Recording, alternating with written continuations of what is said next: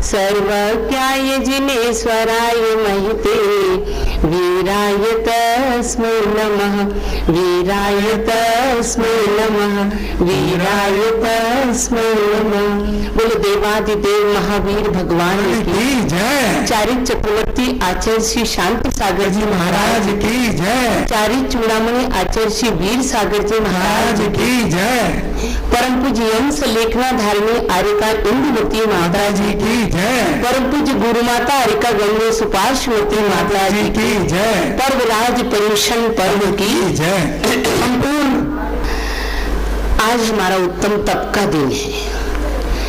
अभी 10 लक्षण पर्व में जो शुरू के 5 दिन थे वो हमारे व्रतों के छोटे छोटे संकल्प को ग्रहण करने के थे, हमारी कषायों के समन करने की थी, परिणामों में विशुद्धि लाने की थी।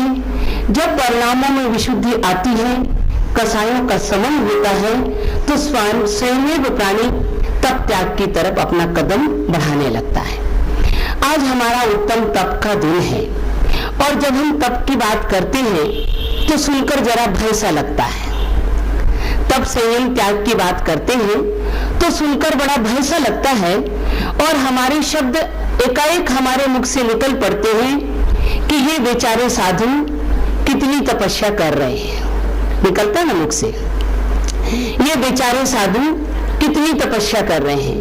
ये जो बेचारा शब्द है, ये बेचारा शब्द एक दया का शब्द है, एक करुणा का शब्द है। इस बेचारे शब्द में श्रद्धा नहीं होती, इस बेचारे शब्द में भक्ति नहीं होती। ये बेचारा शब्द हमारे मन में निकलने वाले, हमारे शब्दों से उठने वाला ये शब्द करुणा और दया के कारण हमें ऐसा लगता है कि जैसे इनके मन में ये आता कि ये व्यर्थ में क्यों कष्ट सहते हैं। अब देखिए, मैं ले चलती हूँ आपको अपने गृहस्थ की तरफ कि आप क्या कर रहे हो। तपस्या में एक व्यापारी गर्मी के दिन है और उसकी दुकान पर दिन भर धूप आती है, लेकिन व्यापार करके गर्मी को सहन कर रहा है। उसे बेचारा कहोगे क्या? कहोगे बेचारा? नहीं, बहुत अच्छी तरह से लहरा करके नहीं कहेंगे। एक व्यापारी, ठंड के दिन है, इतनी ठंडी लगती कि उसकी दुकान पर धूप का एक कण भी नहीं आता, लेकिन फिर भी व्यापार करने के लिए उसे दिन भर अपनी दुकान में बैठना पड़ता है। बेचारा कितना कष्ट सह रहा है, लेकिन बेचारा कहोगे क्या? नहीं कहोगे।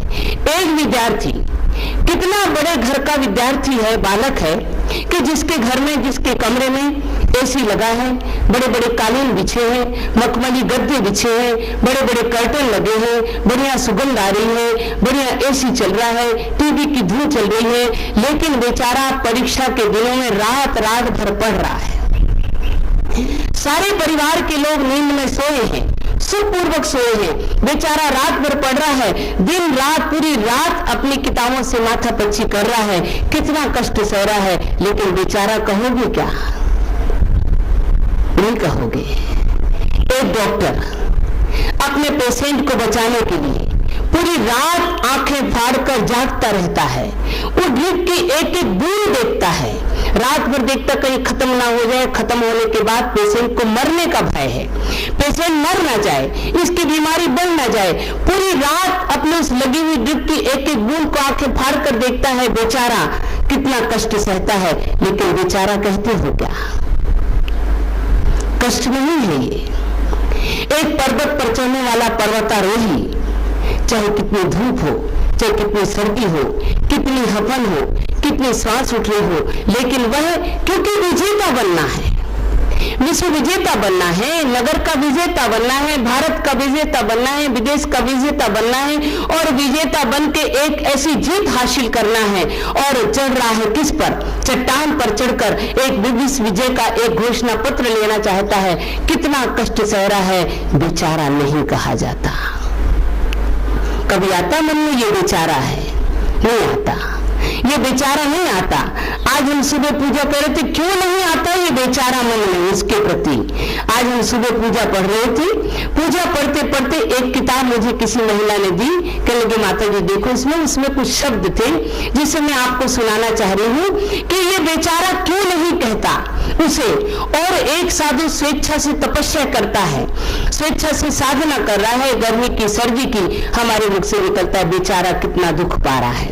क्या कहा उन्होंने? लुटेरे बहुत देखे मगर कोई सा नहीं देखा, सताते चोट दे देकर मगर रोने नहीं देते। कितनी चोट दे रहे हो आप डॉक्टरी पढ़ने के लिए। आज तुम्हारे घर में कितनी वस्तुएं हैं भोजन कराने के लिए, कितनी वस्तुएं हैं, लेकिन बेचारे विद्यार्थी को हॉस्टल में भेज दिया। अब उसे खाने के लिए वही आलू प्याज की सब्जी और वही रोटियां मिलती हैं। जब आपके घर में आता तो कहता माँ टिकड़ा बना दे, माँ वो बना दे, माँ मिर्ची दे दे, माँ ये देते। तो सताते चोट दे देकर मगर रोने नहीं देते। ये परिवार के लिए आई है ये बात, ये परिवार के लिए है कि परिवार के लोग सताते चोट दे देकर मगर रोने नहीं देते। अजब देखी यहाँ मैंने तुम्हारे देश की रीति, अजब देखी मैंने यहाँ तुम्हारे देश की रीति कि जब आंखें यहाँ खोली पिला दी मोह की घोटी। कोई भाई कोई बहना कोई माँ बाप बनकर बैठे हैं, सताते चोट दे देकर मगर रोने नहीं देते। कितना कष्ट है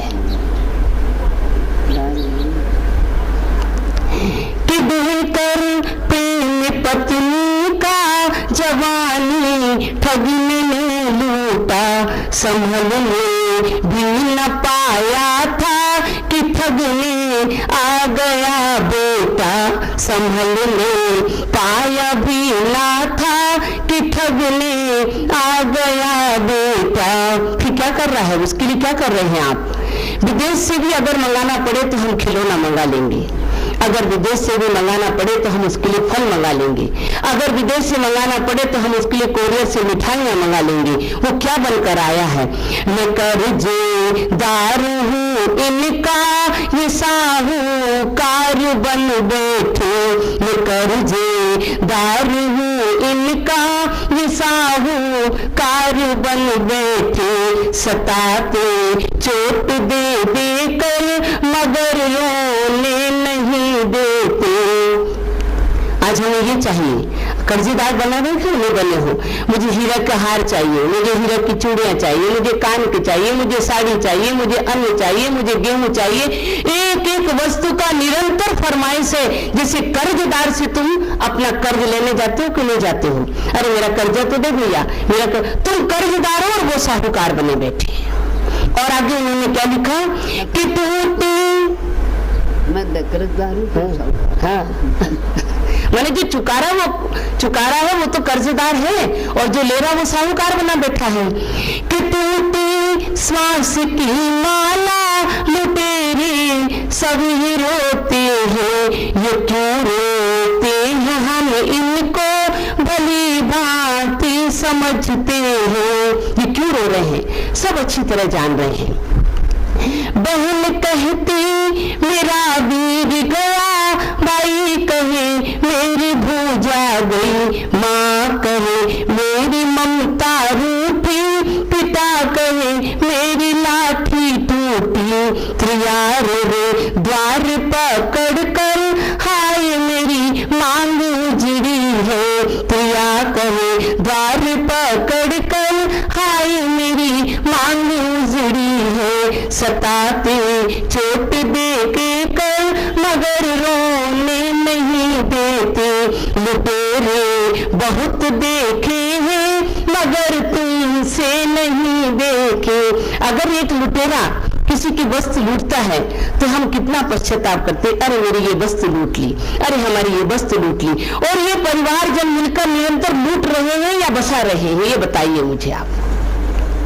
रोज नई नई फरमाइश कर कर नई नई वस्तुएं मंगाकर और उसे दाब दाब कर रख रहे हैं, और फिर भी हम उन्हें क्या कहते हैं? ये तो हमारा कर्तव्य है, ये तो हमारा कार्य है। उनके लिए बेचारा शब्द नहीं कहते। अगर एक साधु तपस्या करता है, अगर एक साधु नग्न बनता है, अगर एक साधु घर बार को छोड़ता है तो हम उसे बेचारा कह देते हैं। क्यों? आप अपने परिवार के लोगों को बेचारा क्यों नहीं कहते? क्योंकि उसके पीछे एक उद्देश्य है। आपका उनका एक उद्देश्य होता है ना, आप समझते हैं कि एक उद्देश्य है। व्यापारी को व्यापार करके धन कमाने का उद्देश्य है, डॉक्टर को इलाज करके यश कमाने का उद्देश्य है, और विद्यार्थी को पढ़ाई करके विद्या अर्जन करके, और किसके लिए विद्या अर्जन कर रहा है? पैसे कमाने का उद्देश्य है, अपनी आजीविका कमाने का उद्देश्य है। तो कितने झंझट के होने के बाद भी उन झंझट को झंझट नहीं समझता, क्योंकि उनका उद्देश्य उसके पीछे है। उन सारी वस्तुओं को पाने के कारण, पाने के लिए उन झंझट को झंझट नहीं समझता। लेकिन साधु के पीछे भी आप नहीं जानते, साधु के पीछे भी कुछ उद्देश्य होते हैं। फोकट में साधु नहीं बनता, उसके पीछे भी कुछ उद्देश्य होते हैं। उनका भी अपना धर्म का व्यापार होता है, उनके भी अपने धर्म की दुकानदारी होती है, और इस धर्म के उद्देश्य को आप नहीं समझ सकते, और इसलिए वो अपने धर्म के उद्देश्य को समझते हैं तो झंझट को झंझट नहीं समझते, पैसे को पैसा नहीं समझते। पैसे को ज्ञान रूप से परिणत करके, जैसे विद्यार्थी कितने कष्ट सहता है, लेकिन कहाँ परिणति है उसकी? विद्या अर्जन में। उसी प्रकार साधु झंझट को नहीं समझता, वो झंझट को अपने धर्म को व्यापार को समझकर कर्म की निर्जरा का उद्देश्य जानता है। और जैसे तुम ये समझते कि कमाई होगी, क्या उनकी कमाई नहीं होगी? क्या बहुत जबरदस्त कमाई होगी, और ऐसी कमाई होगी जैसे कि दुनिया कोई हिसाब ना दे सकेगा। ऐसी कमाई करेगा वो साधु कि सारी दुनिया यशोगान करता चलता चला जा रहा है। ऐसी कमाई करता है वो साधु कि आप सबके, किसी के नाक में, किसी के कान में, किसी के गले में, किसी के हाथों में करोड़ों का धन पहने हुए हो, करोड़ों की संपदा आपके शरीर पर है, लेकिन फिर भी आप सब नीचे बैठे हो। आप तो धनवान हो ना, आप तो पैसे वाले हो ना, आपके बढ़िया बढ़िया वस्त्र है, बढ़िया बढ़िया आभूषण है, बढ़िया बढ़िया वस्त्र, आपके श्रृंगार की सामग्री आपके निकट है, फिर नीचे क्यों बैठे हो? ऊपर बैठना चाहिए था। उद्देश्य आपका कहाँ ऊपर जाने का है, लेकिन फिर भी संसार की सारी झंझटों को पालते हुए भी नीचे बैठे हो, और ये धर्म के व्यापार करते झंझट को झंझट नहीं समझते। इतने करोड़पतियों के बीच में हम ऊपर बैठे हैं। ये कौन सा धन है? सबसे बड़ा धन है। जिनके चरणों में सोना नरेश भी नमस्कार करता है, मैं ये कहूं वो सबसे बड़ा धन है। इसलिए कहा है धन गज धन बाज धन और रतन धन धान, जब आगे संतोष धन सब धन धूलि समान। है धन गज धन बाज धन, जब संतोष धन, जब ध्यान साधना का धन आता है, तब सारा धन धूल के समान विकृत हो जाता है, मिट जाता है। हमारे आचार्य कहते इसलिए बेचारा नहीं, ये तपस्वी है, ये साधना की कसौटी में खड़े उतरने के लिए लग रहे हैं, ये तपस्वी है। और दूसरी बात उन्होंने कही कि मन, हमें जब तपस्या करनी है, जब हमें तप करना है, तो हम अपने मन और इंद्रियों को वश में करना पड़ता है। तो उन्होंने कहा कि मन को कैसे वश में करें? अगर मैं घोड़ा है, घोड़े को लगाम लगा दी जाए तो वश में हो जाता है। हाथी को अगर अंकुश लगा दिया जाए तो वो भी वश में हो जाता है। गाय को अगर एक खूंटे से बांध दिया जाए तो वो भी वश में हो जाती है। लेकिन ये मन मेरा बड़ा चंचल है। मन को तो लगाम भी नहीं लगा दी सकती, मन को अंकुश भी नहीं लगाया जा सकता, मन को रस्सी से बांध भी नहीं जा सकता। उसकी गति कितनी लंबी, मन की गति कैसी है? मैंने एक किताब पढ़ी, उसमें लिखा मन की गति कितनी है। प्रकाश की गति अगर कहीं जाए तो 1 सेकंड में 1,80,300 मील दूर जा सकती है। लेकिन अगर मन की गति कहीं जाए तो मन की गति, उन्होंने कहा 1 सेकंड में मन की गति 80 खरब मील दूर चली जाती है। इतनी तीव्र गति से ये मन दौड़ता है। 80 खरब मील दूरी की गति ये मन की गति है। यहाँ बैठे हैं अपन, लेकिन सबका मन यहाँ है क्या? पड़ा है। सबका मन यहाँ है क्या? तन तो पड़ा है, वचन भी बंद हमारे, लेकिन मन किसी का दुकान की तरफ दौड़ रहा होगा, किसी घर की तरफ दौड़ रहा होगा, किसी की कोई प्लानिंग बन रही होगी, आज 10 लक्षण है, आज पिताजी को ये खिलाना, आज ससुर जी को ये बनाना, आज हमें ये खाना, आज उन्हें ये देना, आज ये आएंगे। किसी के व्रत उपवास चल रहे हैं किसी के घर में, तो आज गिनतियों की तैयारी है, उल्टी गिनतियों की तैयारी है। मैं गिनती नहीं कहती, उल्टी गिनती, क्योंकि उल्टी गिनती प्रारंभ हो गई ना। अब तो 6 के बाद 5 आया, 5 के बाद 4, तो उल्टी गिनती नहीं हुई क्या? उल्टी गिनतियों की तैयारी भी किसी को करना है, किसी को क्या वितरण करना है, किसी को क्या देना, किसी को क्या करना। तो मन की गति 80 खरब मील की दूरी से दौड़ती है। ऐसी मन की गति है। हमारे आचार्य कहते ऐसी मन की गति को रोकना, आचार्य कहते कि असंभव है क्या? नहीं, कुछ भी असंभव नहीं, सबका समाधान है। उत्तर देना तो तर्क है, लॉजिक है। उत्तर तो तर्क के द्वारा दिया जा सकता है, एक लॉजिक के द्वारा दिया जा सकता है, लेकिन समाधान अंदर से उठने वाली एक शक्ति है। हमें समाधान खोजना है, तर्क नहीं। तर्क के लिए तो बहुत से लॉजिक है, उत्तर तो तर्कों से दे सकते हैं, लेकिन समाधान, जब समाधान खोजा जाता है तो अंदर से, हृदय से उठने वाली भावनाओं के द्वारा समाधान होता है। उन्होंने कहा, ये मत समझना कि हमारे मन को रोका नहीं जा सकता, ये मत समझना कि हम तपस्या कर नहीं सकते, ये मत समझना कि हम अपने मन की गति को रोक नहीं सकते। नहीं, जैसे भूख, जैसे प्यास, जैसे गर्मी, जैसे सर्दी, जैसे आताप, जैसे शीत, इनके निवारण के लिए आपके पास उपाय बताए या नहीं बताए? इनके निवारण के लिए समाधान दिए कि नहीं दिए? भूख के लिए भोजन दिया, प्यास के लिए पानी दिया, आतप के लिए, सर्दी के लिए मकान दिया, और हमारे सर्दी गर्मी के लिए वस्त्र दिए। तो इनका समाधान मिला या नहीं मिला? समाधान मिला। हर एक रोग का उपचार है, हर एक मर्ज की दवा है। तो क्या मन को रोकने की दवा नहीं मिल सकती है? मिलेगी। हम प्रशिक्षित नहीं कर रहे। अगर मन को रोकने की दवा नहीं, तो आपने देखा होगा बंदर कितना चंचल होता है ना। और बंदर की चंचलता को निवारण करने के लिए बंदर को उसको वश में करने वाला बंदर को प्रशिक्षित कर देता है। चंचल बंदर तुमको खेल तमाशे दिखाता या नहीं दिखाता? बताओ, बंदर से ज्यादा चंचल है मन। वशीकरण करते कि नहीं करते? वश में होता कि नहीं होता है? होता कि नहीं होता है? बंदर आते हैं, डुगडुगी बजाते हैं और बंदर खेल दिखाता है। उस समय किसी को नोचता नहीं, उस समय किसी को काटता नहीं, प्रशिक्षित है। एक बंदर को प्रशिक्षित कर देने के बाद वो भी कंट्रोल हो जाता है। एक हाथी, रीछ, भालू, देखते हो नहीं देखते हो आप? सर्कस आप लोग तो सर्कस में जा के देखते हो ना। रीछ, हाथी, भालू, शेर, सब अपने अपने प्रशिक्षक के द्वारा प्रशिक्षित होने के बाद, कंट्रोल करके और प्रशिक्षित होने के बाद अपना कर्तव्य दिखाते हैं। हाथी भी घंटी बजाता है, पूजा करता है, सूर्य से आशीर्वाद देता है, भालू भगवान का अभिषेक करता है। हम छोटे थे जब सर्कस देखा था, करता है नहीं करता? तो एक शिक्षक के द्वारा प्रशिक्षित होने के बाद ये हिंसक जानवर भी अगर अपनी क्रूरता, शूरता को छोड़कर और अपने कर्तव्य को दिखाने लगते हैं, अपने आप को एक जगह केंद्रित कर सकते हैं, तो क्या हम उनसे भी गए बैठे हैं? हम प्रेम से भी गए हुए हैं क्या? हमारे आचार्य कहते नहीं, मनुष्य है, मानव बुद्धिमान प्राणी है, मानव संपत्ति का धनी है, लेकिन कब मन वश में करेगा? जब उसे अपनी कामनाओं को मेटने का प्रयास करना पड़ेगा। एक ऐसा शिक्षक ढूंढना पड़ेगा, ऐसा शिक्षक मिलना पड़ेगा जो हमें प्रशिक्षित करेगा हमारी काम वासनाओं को मिटाकर। किसकी काम वासनाएं? पद, सत्ता और संपत्ति, यही तो कष्ट देने वाली है। जर, जोर और जमीन। और क्या है? कष्ट देने वाली 3 ही वस्तुएं हैं, जर, जोरू और जमीन। जर माने सब समझते हैं, जर माने धन संपदा, जोरू माने पत्नी, और जमीन माने वास्तु, जिसे कहा कि क्षेत्र है, मकान है आदि। हम तीनों के पीछे लग जाते हैं और तीनों के पीछे लगने के बाद अपने मन को वश में नहीं कर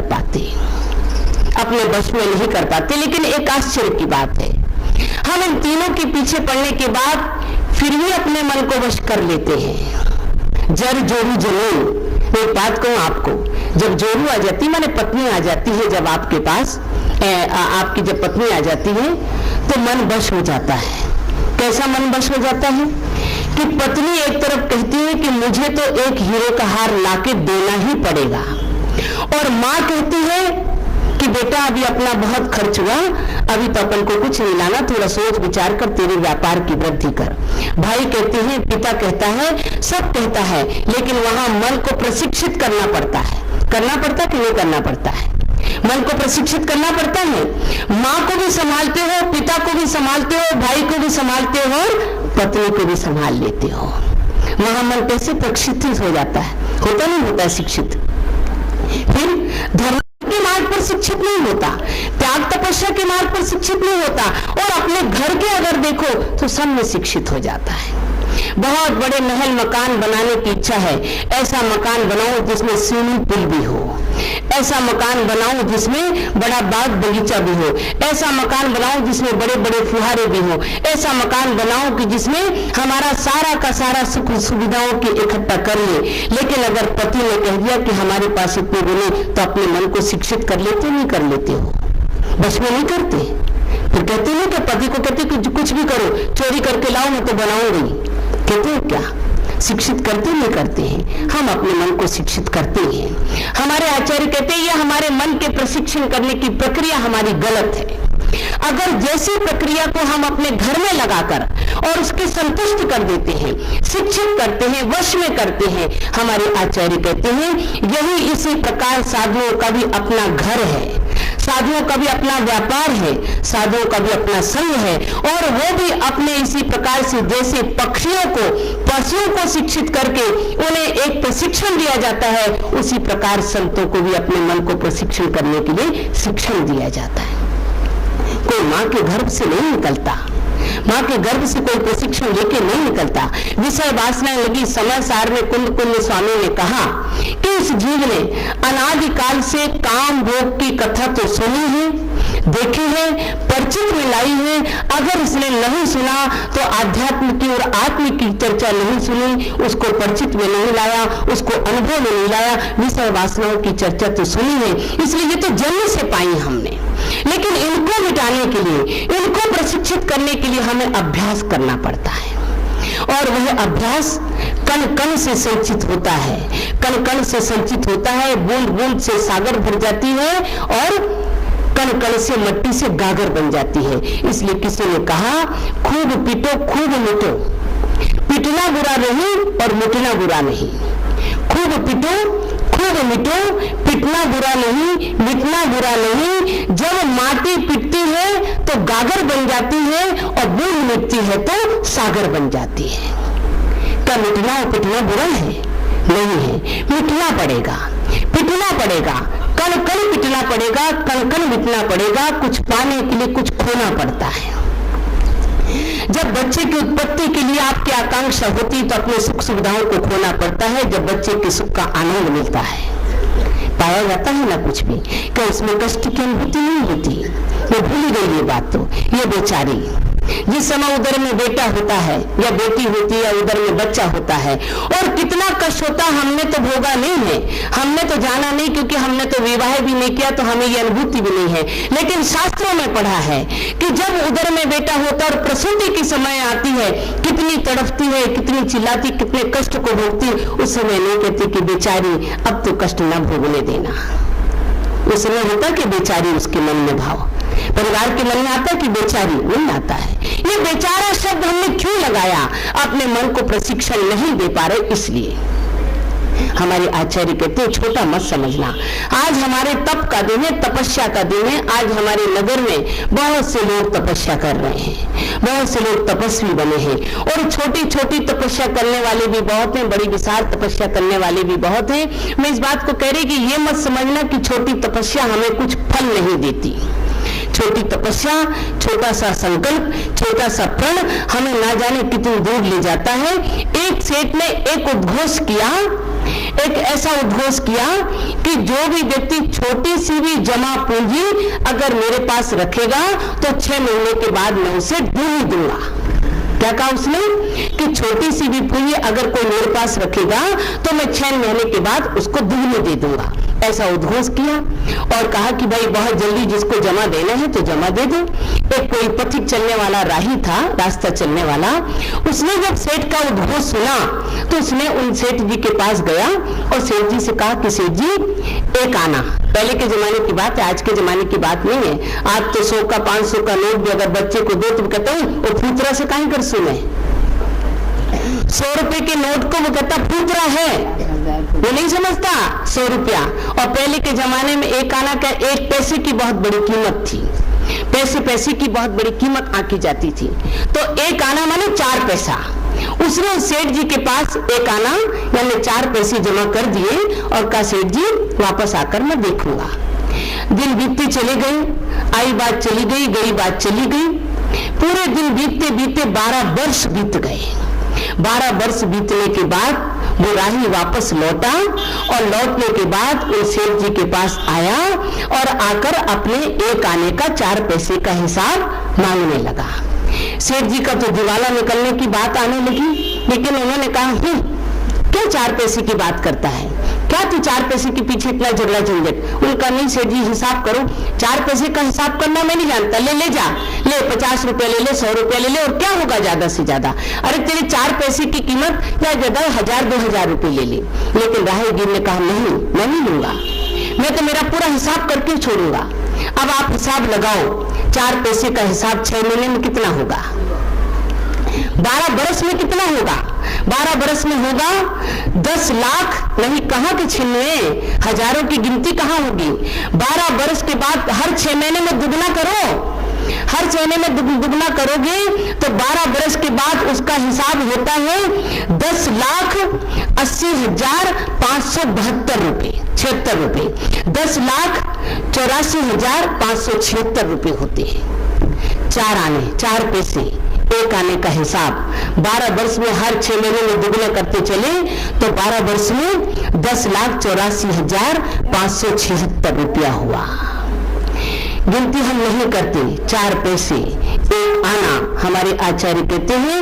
इसको हम एक ऐसे ले लेते हैं इतना पैसा नहीं, आचार्य कहते आज की तपस्या वही है। आज की तपस्या हमें क्या सिखा रही, एक आने के 4 पैसे। अगर तुमने अपने जीवन में 4 पैसे की भी तपस्या की है और उसे 6 महीने के बाद दुगनी करते चले जाओगे तो 12 वर्ष में कितना फल देने वाली बनेगी। कभी विचार आता अपने मन में? नहीं आता, क्योंकि हम तो बनिया हैं, हम तो धन पैसे का हिसाब करना जानते हैं, धन का हिसाब करना जानते, लेकिन व्रत तपस्या का हिसाब करना नहीं जानते। हमारे आचार्य कहते वो तपस्या कितने गुने हमें परिणाम को देने वाली होगी, ये हमारा उद्देश्य जब साधु के मन में होता है तब तपस्या करते। किंचित मात्र भी झंझट नहीं समझता, इसलिए बेचारा नहीं है, वो श्रद्धा का पात्र है। वो ज्ञान और अध्ययन में तल्लीन होकर अपने जीवन को बेचारे की तरफ नहीं ले जाता, पूज्यता की तरफ बढ़ाता है। एक व्यक्ति 4 आने की कीमत कितनी करना जान लेता है तो क्या ये अपनी तपस्या को फोकट में लगाएंगे? क्या हमें ज्ञान नहीं होगा कि हम तपस्या कर रहे हैं? इतनी भीषण गर्मी के दिनों में एक बार आहार करना, एक बार पानी पीना, कभी अंतराय आ जाना, क्योंकि हमारे आचार्य ने तप को कितने भेद कहे, 12 प्रकार कहे। आज आपने पूजा की होगी अपने घर मंदिरों में, 12 प्रकार के तप कहे। उनमें बाहरी 6 और अंतरंग के 6 तप कहे। अनशन, ओनोदर, वृत्ति परिसंख्यान, रस परित्याग, विविक्त शय्यासन और काय क्लेश, ये 6 प्रकार का तप। अनशन में तो सर्वरीति से कुछ खाना ही नहीं। अनशन कितने लोग अनशन पर बैठ गए, हमारी मांगे पूरी करो नहीं तो हम अन्न पानी का त्याग करते हैं, अनशन करना। और रस परित्याग, 6 प्रकार के रस है, शक्कर, नमक, घी, तेल, दूध और दही। इन 6 रसों से युक्त हमारा भोजन आनंद को देने वाला होता है। लेकिन तपस्वी साधना करने वाला साधक इन रसों में से कोई 4 का त्याग करता है, कोई 5 का त्याग करता है, कोई 6 का त्याग करता है, कोई 1 का त्याग करता है। नमक के बिना भोजन अच्छा नहीं लगता, शक्कर के बिना भोजन अच्छा नहीं लगता। अगर दूध ना हो, चाय ना मिले तो सारा ब्रह्मांड घूमने लगता है, ब्रह्मांड घूमने लगता है। रस परित्याग ये भी तप है। विविक्त शय्यासन, एकांत में बैठकर एकांत में सोना, एकांत में बैठना, ये विविक्त शय्यासन है। और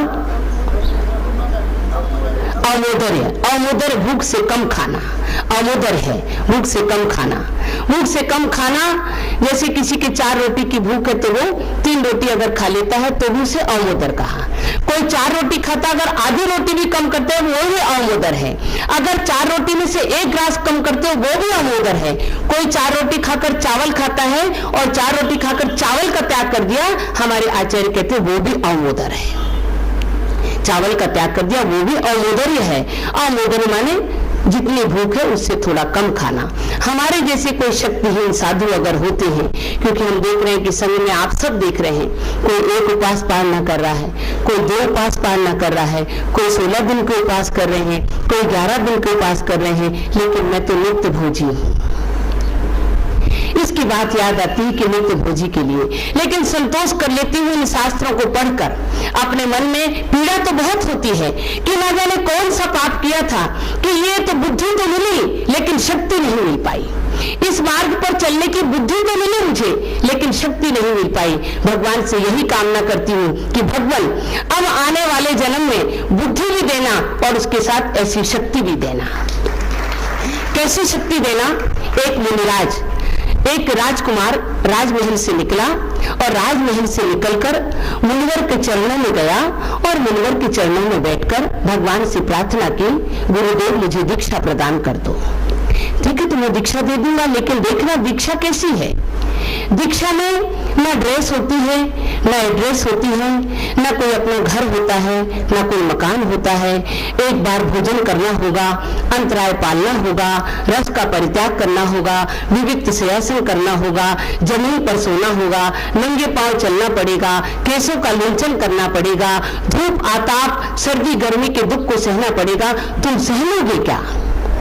उसने कहा, भगवान अगर आपका आशीर्वाद, आपका स्नेह होगा तो जरूर मैं इतने प्रकार के कष्टों को सहन कर लूंगा, लेकिन बस एक कमी है मुझ में, मुझसे भूख सहन नहीं होती। सब कुछ सहन कर लूंगा लेकिन मैं रोज आहार करूंगा।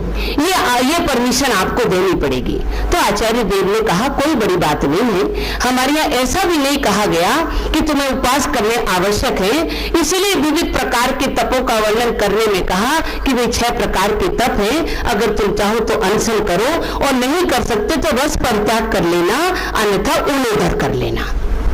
कोई बात नहीं, बस थोड़ा सा आहार अगर मुझे रोज मिलेगा तो मैं मेरे काम को करता रहूंगा। ठीक है, आचार्य देव ने उन्हें दीक्षा दे दी और दीक्षा देने के बाद वह अपनी तपस्या करने लगे। रोज प्रतिदिन आहार करने के लिए जाते, हर तरह के लोग हैं। हमारे आचार्य ने कहा, मुंडे मुंडे मतिर भिन्ना, कुंडे कुंडे दधिर नवा। मुंडे मुंडे मतिर भिन्ना, प्रत्येक संसार में कितने प्रकार के जीव हैं, सबकी अपनी अपनी बुद्धि होती है, सबके अपना अपना ज्ञान होता है, सबकी अपनी अपनी मति होती है, सबकी अपनी अपनी बुद्धि होती है। कोई तो एक तपस्वी को देखकर प्रशंसा करता है, कोई एक तपस्वी को देखकर निंदा करता है, कोई एक तपस्वी को देखकर उपहास करता है, कोई एक तपस्वी को देखकर ईर्ष्या करता है, कोई एक तपस्वी को देखकर मात्सर्य करता है, कोई किसी को देखकर स्तुति भी करता है। इसलिए जब आचार्य देव अपने शिष्य को दीक्षा देते हैं तो क्या कहते हैं? 6 ढाला में दौलत राम जी ने जिसे कहा, अरिनेत्र महन मसान कंचन कांच निंदन थुतिकरण अर्घावतारन असि प्रहारन में सदा समता धरन। तुम साधु वेश धारण करते हो, लेकिन अरिनेत्र महन मसान कंचन कुछ भी हो, चाहे तुम्हारी कोई निंदा करे, चाहे तुम्हारी कोई प्रशंसा करे, लेकिन उसमें तुम्हें संभाव धारण करना पड़ेगा। अब बेचारा नित्य भोजी, उसे लोगों ने, संघ के कुछ साधुओं ने भी, कुछ श्रावक समुदाय ने भी, क्योंकि मुंडे मुंडे मुंडे मति भिन्ना, मति भिन्न भिन्न होती है, और कुंडे कुंडे दधिर नवा। एक ही दूध को अगर अलग अलग बर्तन में जावन लगाकर रखा जाए तो क्या प्रत्येक दही का स्वाद एक जैसा होता है? नहीं होता, अलग अलग होता है। कटोरी में जमाया अलग, ग्लास में जमाया अलग, एक पत्थर की कुंडी में जमाया तो अलग, मिट्टी के टोकरे में जमाया तो अलग। तो कहते हैं मुंडे मुंडे मति भिन्ना, कुंडे कुंडे दधिर नवा। अलग अलग मति के बुद्धिमान, अलग अलग मति वाले लोग होते हैं, और कुंडे में जमाया हुआ दधि अलग अलग स्वाद वाला होता है। किसी को कौन रोक सकता है? तो कुछ साधु भी उपहास करने लगे और कुछ श्रावक भी उपहास करने लगे कि देखो रोजाहार करने जाता, इतने बुड्ढे बुड्ढे साधु ये भी उपवास करते हैं, ये भी देखो बेले तेले से उठते हैं, ये कितनी बड़ी तपस्या करते हैं। लेकिन उन्होंने अपने मन को इतना प्रशिक्षित कर लिया कि सारे लोगों के उपहास सुनकर भी, सारे लोगों के कासायिक वचन को सुनकर भी अपने मन को बिल्कुल प्रशिक्षित करके केंद्रित बनाकर रख लिया। रोज सुनते, इसलिए कभी कभी हमारे आचार्यों ने यह भी कहा कि एक तन से तपस्या करने वाला भी तपस्वी नहीं बन सकता, जिसने अपनी कसायों को समन कर लिया वो भी कभी बहुत बड़ा तपस्वी बन सकता है।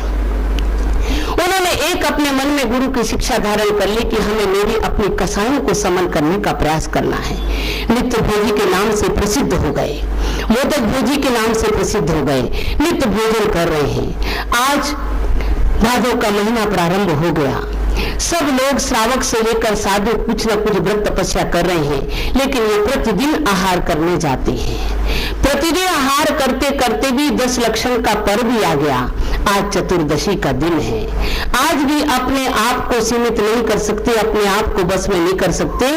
अपने गुरुदेव के पास गए, भगवान प्रत्याख्यान, आहार प्रत्याख्यान सिद्ध भक्ति का उत्सर्ग करोगे हम। आहार का प्रत्याख्यान माने आहार को, जो मैंने आहार का त्याग किया था उसका मैं प्रत्याख्यान करूं, माने अब आहार के लिए मैं उठ रहा हूं। जब साधु आहार के लिए उठता है तो अपने गुरु के पास उसका प्रत्याख्यान करते, मैंने 24 घंटे तक जो आहार के त्याग का नियम लिया था, अब मैं आहार के त्याग का नियम छोड़ रहा हूं, अर्थात मैं आहार की प्रवृत्ति के लिए जा रहा हूं। जब वो आहार की प्रवृत्ति के लिए जाने लगे तो पास में बैठे श्रावक और साधु जोर जोर से हंसने लगे। देखो आज अनंत चतुर्दशी का दिन है, कितनी बड़ी चौदस है। सारा गांव, छोटे बड़े सभी लोग अपने उपवास को धारण करके धर्म आराधना कर रहा है और ये नित्य भोजी आज भी जा रहा है। सबकी बात को सुना, अपने मन में पश्चाताप किया, खिन्न नहीं हुए, उनके ऊपर क्रोध नहीं किया, उन सबकी बातों को सुनकर खिन्न नहीं हुए। एक मन में क्या भावना की, बिल्कुल ठीक तो कह रहे हैं, पापिष्टे दुरात्मना जड़ धिया माया बिना लोभना राग द्वेष मली मसेन मनसा दुष्कर्म निर्मते। हे भगवान, बिल्कुल ठीक तो कह रहे हैं ये। मैं पापी हूँ, पापिष्टे में दुरात्मना, मैं दुरात्मा हूँ। मैं कितना लोभी हूँ, मैं कितना नित्य भोजी हूँ, मैं कितना दुर्बल हूँ, मैं कितना अभागा हूँ कि मैं रोज सब इतनी तपस्या, उग्र उग्र तपस्या कर रही हैं। कोई मासोपवासी है, कोई 4 महीने का उपवास कर रहा है, कोई बेले तेले कर रहा है, और मैं एक दिन के लिए भी अपने भोजन को परित्याग नहीं कर सकता। ऐसी बार बार अपनी निंदा कर रहे हैं, बार बार अपनी आलोचना कर रहे हैं, बार बार अपने आप को धिक्कार रहे हैं, लेकिन फिर भी नित्य भोजी के कारण पीछे कमंडल हाथ में लिया और चल पड़े आहारचर्या करने के लिए। आहार करने के बाद लौट रहे थे, आहार करके लौट रहे थे, रास्ते में एक वृद्धा दाल धो रही थी, दाल धो रही थी। जब वृद्धा को दाल धोते हुए देखा, मुनिवर खड़े, पश्चाताप हो रहा था बार बार कि मैं कितना नित्य भोजी हूँ, बार बार एक तपस्या भी नहीं कर सकता। माँ क्या कर रही हो? बेटा तुष्मास भिन्नम। माँ क्या कर रही हो? तुष्मास भिन्नम। तुष माने क्या? मास माने क्या? मास माने दाल, उड़द, मास माने उड़द और तुष माने छिलका। तो उड़द से उसका छिलका हटा रही हूं। तुष्मास भिन्न, मेरे गुरु ने एक बार उपदेश में कहा था तुष्मास भिन्न करने का प्रयत्न कर लो तो हम सब पर विजय प्राप्त कर सकते हैं, लेकिन उस समय में जानता नहीं था कि तुष्मास भिन्न का अर्थ क्या होता है। और मैं सबसे छोटा साधु, मैं सबसे बड़े बड़े ज्ञानियों के सामने कहते भी है ना कि अल्प श्रुतम श्रुतवताम परिहास धामा तब भक्ति रेव मुकुरी कुरुते बलान्नाम यत् कोकिला किल मधु मधुरम विरोति तच्चारु च्युति कलिकाल करई कहे तू। भगवान ने कहा तो था एक बार कि तुष्मास भिन्न को जान लो, लेकिन मैं तो अल्प श्रुत और श्रुतवानों के सामने हंसी का पात्र बनता, क्योंकि प्रतिदिन मैं हंसी का पात्र तो हो ही रहा हूँ, इसलिए हंसी का पात्र बनता था। तो मैंने अपने गुरु से ये पूछ नहीं पाया कि तुष्मास भिन्न का तात्पर्य क्या है। भगवान हमें कुछ विस्तार से समझा तो दो कि तुष्मास का अर्थ क्या होता है। और मैं उसे चिंतन तो करता रहा, लेकिन समझ नहीं पाया। माँ आज तो मेरी गुरु है, मैंने समझ लिया कि तुष्मास माने जैसे उड़द के ऊपर जब तक छिलका लगा है तब तक भोजन की आवश्यकता है, जिस दिन उड़द के ऊपर से छिलका हट जाएगा भोजन की आवश्यकता नहीं होगी। बस आज तक मैं यही तो नहीं जान सका तुष्मास भिन्न का अर्थ क्या होता है। शरीर अलग आत्मा अलग, ऐसा चिंतन चला, गए अपने कमरे में ध्यान में लीन होने का प्रयास किया, निर्विकल्प समाधि में लीन हो गए और हमारे आचार्य कहते आजीवन अन्न पानी का त्याग कर दिया। नित्य भोजन करने वाला भी एकमात्र अवलंबन, एक छोटी सी शिक्षा अपने मन को प्रशिक्षित करने के लिए बहुत बड़ी वस्तु होती है। हम अपने मन को प्रशिक्षित कर नहीं रहे हैं, हम अपने मन को प्रशिक्षण देने में लग नहीं रहे हैं। तुष्मास भिन्नम, एक तुष्मास भिन्न को जाना और नित्य भोजन करने वाला भी अन्न पानी का त्याग करके बैठ जाता है। हमारे आचार्य कहते हैं बहुत बड़े प्रशिक्षण की आवश्यकता नहीं होती, एक थोड़े से संस्कार जगाने की आवश्यकता है। आज हम अपने जो जीवन में, हम अपने धर्म में जो संलेखना की चर्चा करते हैं, जो संथारा की चर्चा होती है, जो समाधि पूर्वक मरण की चर्चा होती है, वो भी एक मन को प्रशिक्षण करने की बात हुआ करती है। कुछ बुजुर्ग लोग जब देखते हैं कि उन्हें अपने जीवन के सारे दिन अपने जीवन में संसार में बिता दिए और किसी साधु की संगति मिलती है तो समाज भिन्न की तरह, और उनके मन में एक जागरूकता आ जाती है कि भगवान, हे माता जी, हे महाराज, अब मैं आपके सामने आपके चरणों में अपने जीवन का अंत करना चाहता हूँ, अर्थात समाधि पूर्वक मरण करना चाहता हूँ। अब वो बुजुर्ग हो गए, कोई 80 वर्ष का है, कोई 70 वर्ष का है, कोई 75 वर्ष का है, और घोर तपस्या उन्होंने अपने जीवन में नहीं की, लेकिन अब अपने जीवन का अंत एक तपस्या की साधना से विराम लेना चाहता है। और वो अगर गुरु चरणों के निकट में आता है तो अपन क्या कहने लगते, अब बुढ़े हो गए, अब कहीं त्याग है, कहते हैं ना, बुढ़ा हो गया अब त्याग है। हमारे आचार्य कहते नहीं, तपस्या तपस्या है। अगर एक 80 वर्ष का वृद्ध भी अपने घर परिवार को छोड़कर गुरुदेव के चरणों में संलेखना पूर्वक समाधि करने की याचना करके सब आरंभ परिग्रह का त्याग करता है, हमारे आचार्य कहते हैं उसने अपने मन को प्रशिक्षित कर लिया। वृद्ध अवस्था में ज्यादा मोह होता है, ज्यादा ममता होती है, जीव ज्यादा चटोरी बन जाती है, देखने की ज्यादा भावना होती है, सुनने की ज्यादा भावना होती है, घूमने की ज्यादा भावना होती है। उनको कंट्रोल करके जो गुरु चरणों में आकर संलेखना की याचना करता है, हमारे आचार्य कहते वो भी तपस्वी है। उसे आप गिराना मत, क्योंकि तप ऊपर उठाता है और तप को अगर उल्टा कर दो तो क्या बनता है, पतन कर देता है। तो उस तप की साधना के लिए जो अग्रसर हो रहा है, उस तप को उल्टा मत कर देना, नहीं तो वो पतन के मार्ग पर चला जाएगा। तपस्वी तपस्वी है, त्यागी त्यागी है। अगर किंचित मात्र भी एक पैसे का भी कोई त्याग करता है तो त्याग कहा जाता है, तपस्या कही जाती है। आज हमारे पूरे नगर में एक तपस्या का माहौल बना हुआ है। कितने तपस्वी हैं, गिनती की होगी इन लोगों ने, शायद यहाँ श्याम नगर विवेक में बिहार में भी मिलाकर और तुम्हारे राधा बिहार मिलाकर 30, हाँ मेरा अंदाज तो यही था, मैंने परसों पहले कि 32-33 के करीब यहाँ पर तपस्वी होंगे।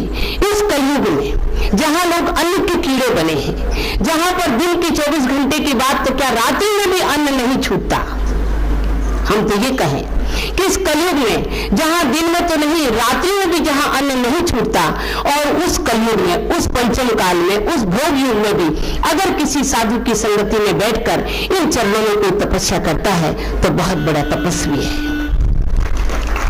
आज इस तपस्या तप के दिन हम उनसे यही कहेंगे कि अपने जीवन को सार्थक बनाने के लिए और निरंतर हम अपने उस तप को बढ़ाने का प्रयास करेंगे। जिन्होंने अब के वर्ष 11 उपास किए हैं, अगले वर्ष 16 उपास करने का प्रयास करना। जिन्होंने 16 किए हैं, अगले वर्ष 32 उपास करने का प्रयास करना।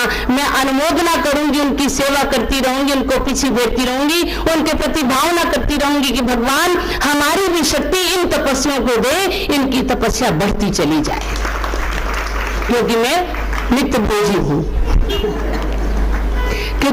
भोजी हूं। मैं माता जी से कितनी बार कहती हूँ कि माता जी सफेद साड़ी पहले भी पहना करती थी। मैं 37 वर्ष से पहले जब घर छोड़ के आई, सफेद साड़ी पहले भी पहना करती थी। मेरे पास कोई वस्त्रों का अंबार भी नहीं था, मेरे पास आभूषण भी बहुत नहीं थे, मेरा घर भी नहीं था, मेरा मकान भी नहीं था। रहती तो आपके संग नहीं थी, कभी कभार अपने माँ के घर चली जाती थी कोई महीने 2 महीने के लिए। तो मैंने छोड़ा क्या? मैंने क्या छोड़ा? सफेद साड़ी पहले पहनती थी, वही अभी पहन रही हूँ, वही सारे वस्त्र हैं, वही वस्त्र है मेरे पास, वही सफेद साड़ियाँ पहनती हूँ, मेरा वही अपना साहित्य है, वही मेरे अपनी किताबें हैं, और आपके पास रहती थी, वही आपके पास रह रही हूँ, वही कमरे में रह रही हूँ। तो मैंने क्या किया? मुझे संतोष नहीं है। मैंने क्या किया? मैंने क्या छोड़ा? मैंने कुछ भी तो नहीं छोड़ा।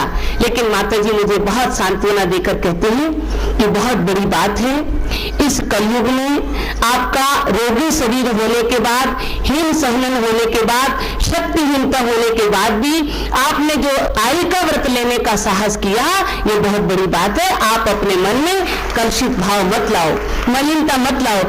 ऐसे कहते ही मेरे परिणामों में दृढ़ता आ जाती है और मैं अपने अग्रसर होने लगती हूँ अपने कार्य में। नहीं तो कभी कभी हीन भावना उत्पन्न हो जाती है, नकारात्मक सोच होने लगती है कि मैंने क्या छोड़ा। क्योंकि जितने बुजुर्ग कोई 85 वर्ष के हैं, कोई 81 वर्ष के हैं, कोई 78 वर्ष के हैं, कोई 75 वर्ष के हैं, कोई 76 वर्ष के हैं, और इतनी उम्र में रहने वाले साधक कितनी बड़ी साधना के पथ पर अग्रसर हो रहे हैं, और मैं तो सबसे छोटी हूँ। तो कभी कभी हीन भावना उत्पन्न हो जाती मन में तपस्या के लिए, साधना के लिए। और जब गुरु माँ के चरणों में अपना निवेदन करती हूँ और उनका अवलंबन मिलता है तो कुछ साहस जुट जाता है कि ठीक है, इतना तो किया इस पंचम काल में, इस कलिकाल में, ठीक ही है। क्योंकि कहा भी है, कले कालो चले चित्ते देह अन्नादि कीटकम, काले कलौ चले चित्ते देह अन्नादि कीटकम, तद एचत नह चित्रम जिन लिंग धरो नारा। ये कलिकाल है, प्राणी अन्न का कीड़ा बना है, निरंतर वो अन्न में लगा हुआ है। फिर भी देखते हैं, आचार्य विरेव ने कहा, फिर भी इस पंचम काल में नग्न दिगंबर रूप को धारण करके ये मानव अपने आत्म कल्याण में लगा है। ये बड़े आश्चर्य की बात है, ये बड़े आश्चर्य की बात है। इस तपस्या के मार्ग पर लगा है, ये बड़े आश्चर्य की बात है।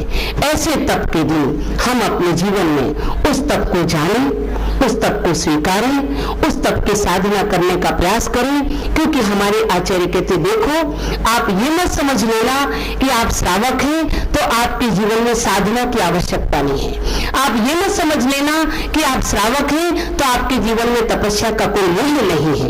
एक छोटी सी बात कहकर मैं समाप्त करूंगी। एक नवयुवक, जवान लड़का पढ़ लिखकर और तैयार होकर आया, जवानी आ गई, प्रभुता आ गई, पढ़ लिखकर होशियार होकर आया। जब वो घर में आया पढ़ लिखकर, तो उसके मन में एक ऊहापोह उठ गई, एक मन में ऊहापोह उठ गई कि मैं क्या करूं। क्योंकि पहले आज के जमाने में, आज के जमाने की तरह पहले की पढ़ाई ऐसी नहीं थी हॉस्टल में जाना। पहले बच्चे गुरुकुल में पढ़ा करते थे, लड़के और लड़कियां आरिकाओं के निकट पढ़ा करती थी।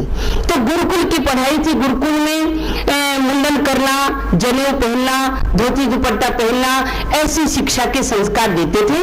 रात्रि में भोजन नहीं करना, जितना उतनी साधना करना, जितनी उतनी तपस्या करना, ब्रह्मचर्य व्रत का पालन करना और पढ़ाई करना, अध्ययन करना। तो गुरुकुल में पढ़कर पढ़ लिखकर तैयार होकर आया।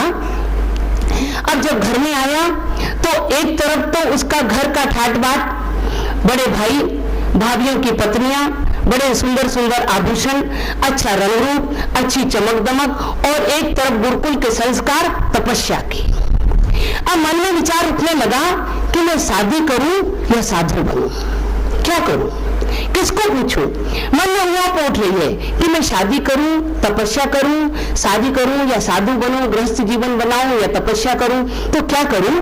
तो वह कबीर के पास गया। और तो किसके पास जाऊं, कबीर के पास, एक माने संत माने जाते थे उस समय। तो कबीर के पास गया और कबीर से कहने लगा कि महात्मा, हमें कुछ लोगों ने आपके पास जाने का एक सजेशन दिया है कि उनके पास जाओ, वो आपको बड़ी अच्छी सलाह देंगे। तो मैं सलाह लेने आया हूँ कि मैं क्या करूं, तपस्वी बनूं या एक गृहस्थ श्रावक का एक साधारण सा श्रावक बनूं। तो उन्होंने कहा बैठो बैठो, अभी बता दूंगा, तुम्हारे प्रश्न का उत्तर दे दूंगा। वो जुलाहा थे, मैंने उस समय ताना बाना बुनते थे कपड़े का, तो अपना ताना बाना बुन रहे थे। सूर्य का प्रखर रोशनी जगमगा रही थी। उन्होंने आवाज दी अपनी पत्नी से कि अरे भगवान, जरा दीपक जलाकर लाना। पत्नी उठी, दीपक जलाया और दीपक जलाकर कबीर के सामने रख दिया। यह भी नहीं पूछा कि दीपक की जगमगाती रोशनी में, सूर्य की जगमगाती रोशनी में दीपक क्या करेगा, क्योंकि उन्होंने पहले कह दिया था कि जरा ये ताने बाने दिखाई नहीं दे, दीपक जलाकर लाना। पत्नी ने कुछ नहीं कहा और दीपक लाकर रख दिया, अंदर चली गई। थोड़ी देर के बाद पत्नी 2 गिलास में दूध भरकर लाई। दूध भरकर लाई तो एक तो अतिथि को दिया, आने वाले नवयुवक को 1 गिलास दूध का, और 1 गिलास दूध कबीर ने अपने हाथ में ले लिया। जब कबीर दोनों दूध पीने लगे और दूध पीने के बाद पत्नी ने ये पूछा कि इसमें शक्कर कम तो नहीं है, दूध में चीनी कम तो नहीं है? तो कबीर कहते नहीं नहीं, बहुत मीठा है, कोई कमी की बात ही नहीं है।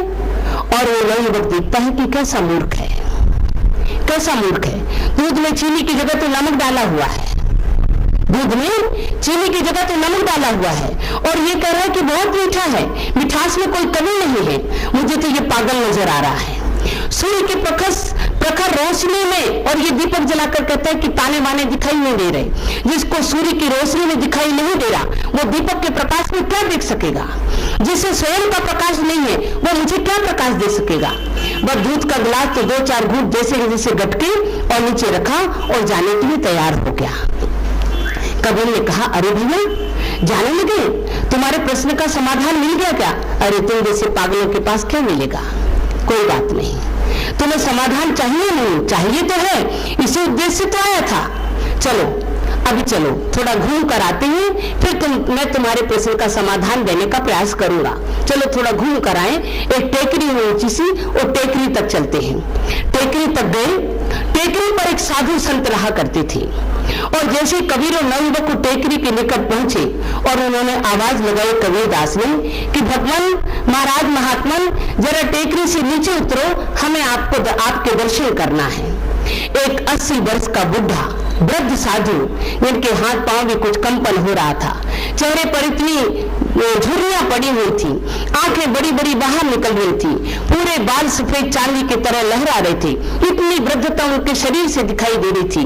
लेकिन वृद्ध महात्मन धीरे धीरे टेकरी से नीचे उतरे और उन दोनों को दर्शन देकर वापस चढ़ने लगे। आधी दूर पर आधी पहाड़ी पर चढ़े थे। कबीर कहते हैं, अरे महाराज जरा एक बार वापस नीचे आओ, मैं आपका नाम पूछना तो भूल गया। वह संत वापस नीचे उतरे और अपना नाम बताकर फिर चढ़ने लगे। जब और आधी ऊपर चढ़ गए तो फिर कबीर कहते, अरे भगवान एक बार फिर नीचे आओ, मैं आपका नाम भूल गया, मैं जानती हूँ मैं पागल हूँ, मैं भुलक्कड़ हूँ, एक बार फिर नीचे आकर आपका पुनः नाम तो बता दो। संत फिर नीचे आए और उन्होंने फिर अपना नाम बताया। फिर जब थोड़ी दूर पर पहुंचे, कबीर ने फिर आवाज लगाई, भगवान एक बार और आ जाओ, एक बार फिर अपना नाम बताओ, बस ये अंतिम बार है, इसके बाद मैं आपको कष्ट नहीं दूंगा। अब ये नवयुवक मन में विचार करता है कि बिल्कुल पागल, इतने बेचारे 80 वर्ष के बुद्ध साधु संत को कितना कष्ट देता है, मुझे क्या शिक्षा देगा, मैंने अपना समय बर्बाद कर दिया इसके पीछे। जब वो साधु ऊपर चले गए और कबीर वापस नवयुवक के गले में हाथ डालकर लौटने लगा और कहने लगा, तुम्हारे प्रश्न का उत्तर मिला कि नहीं मिला? अपने सिर को पीट कर कहता है, क्या उत्तर मिल पाएगा, क्या उत्तर मिलेगा? तुम पागलों के पास कोई उत्तर नहीं मिला।